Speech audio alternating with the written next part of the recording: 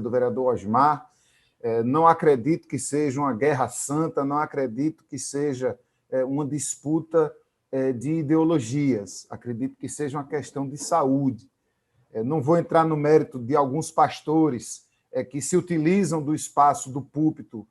para negar a pandemia, alguns e algumas, inclusive, falando pela rádio, negando a pandemia, há gravações sobre isso, há processos que andam na justiça sobre isso, não vou falar disso, mas vou falar da importância que é a gente reconhecer que essa casa precisa representar todas as pessoas. E no caso das pessoas que têm uma determinada linha de pensamento, ou seja, no caso das pessoas cristãs, todas as pessoas cristãs precisam estar representadas nessa casa e muitas delas não se veem representadas pela bancada cristã conservadora. Eu insisti em fazer essa fala porque quero ler aqui uma carta que me foi enviada por vários pastores e pastoras, além da carta que também me foi enviada pela Arquidiocese. Então, diz: Igrejas pela Vida. É de amplo conhecimento da sociedade pernambucana o avanço do coronavírus em nossos estados. Diante do agravamento da situação com o aumento de pessoas infectadas, a iminente crise do sistema público e privado de saúde, com a superlotação de hospitais e a sobrecarga de atividades de profissionais da área médica, expressamos, através deste documento, nosso apoio ao Decreto Governamental de Pernambuco, número 50346, de 1º de março. Conclamamos as igrejas a se fazerem saúde para a cidade, como nos ensina nosso Senhor Jesus de Nazaré. Nesse tempo, em particular, entendemos que isso significa provermos à população luta e insistência sobre a importância do uso de máscaras protetivas para a preservação da saúde coletiva, templos fechados como forma de evitar aglomeração e proliferação do contágio, salvo para que sirvam como locais de apoio ao governo e às iniciativas de apoio aos mais vulneráveis, oferecendo, por exemplo, banho para pessoas em situação de rua, preparação de refeições e leitos extra a serviço da Secretaria de Saúde. Estímulos para que se valorize a importância e a validade das pesquisas científicas e dados estatísticos para tomadas de decisão com vistas à implementação de políticas públicas de saúde.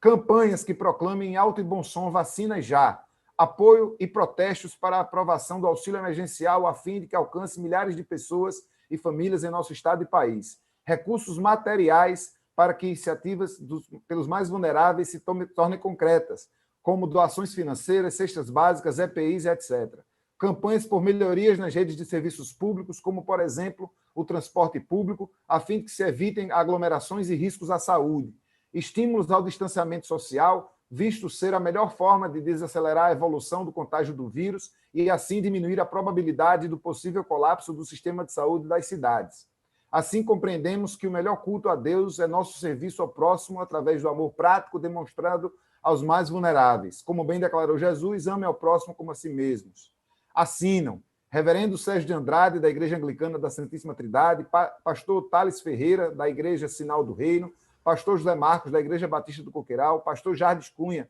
da Igreja Batista Imperial, pastor Heraldo Lima, Instituto Manancial de Vida, Major Maruilson Souza, Exército da Salvação, pastor Valdemiro Bento, da Igreja Menonita do Janga, pastor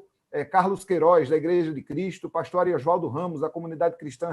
Reformada, pastor Paulo Capelletti, da Missão Sal, pastor Antônio do Rego Monteiro, pastor Ivan Martins, da Igreja Metodista, pastor Christian Gils, Jane Menezes Blackburn, diaconisa da Metodista, pastor Paulinho Melo, da Igreja Batista Vale do Jordão, pastor Manuel Araújo, da Igreja Batista Siga, pastor Oswaldo de Oliveira Reis, da Igreja Presbiteriana Esperança, Igor Sacha, do Movimento Seja Mudança, pastor Ricardo Gondim, da Igreja Betesda, pastor Edgar Jimenez, da Igreja Batista de Casa Forte, pastor Levira Araújo, da Comunidade Caverna, pastor Alberto Lins, do TFAM do Brasil, pastora Milka Ítala, da Igreja Batista em Fundão,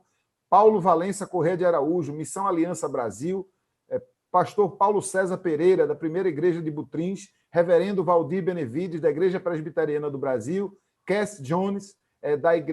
da Rede Fazer o Bem, assim como também a carta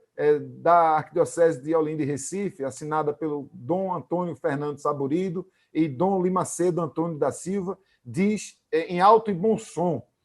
reconhecemos a religião como grande conforto espiritual para a nossa vida, sobretudo nas ocasiões mais desafiadoras, Por outro lado, entendemos que em momento tão grave como estamos passando, quando cresce assustadoramente no Brasil o número de infectados e falecidos pelo Covid, a preocupação com as celebrações nas igrejas não pode ser principal. Então, aí informo também para a comunidade católica que a representação institucional da comunidade católica na nossa região metropolitana não está de acordo com igrejas abertas para celebração. Nós temos milhares de igrejas na nossa cidade, nem a prefeitura sabe quantas igrejas das mais diversas denominações religiosas há, e é impossível qualquer tipo de fiscalização a elas. Algumas dessas igrejas têm capacidade para milhares de pessoas, e não é possível que, neste momento da pandemia, a prioridade seja ter celebrações em detrimento de salvar vidas. Muito obrigado, presidenta. Seguindo a ordem dos inscritos, a vereadora Dani Portela.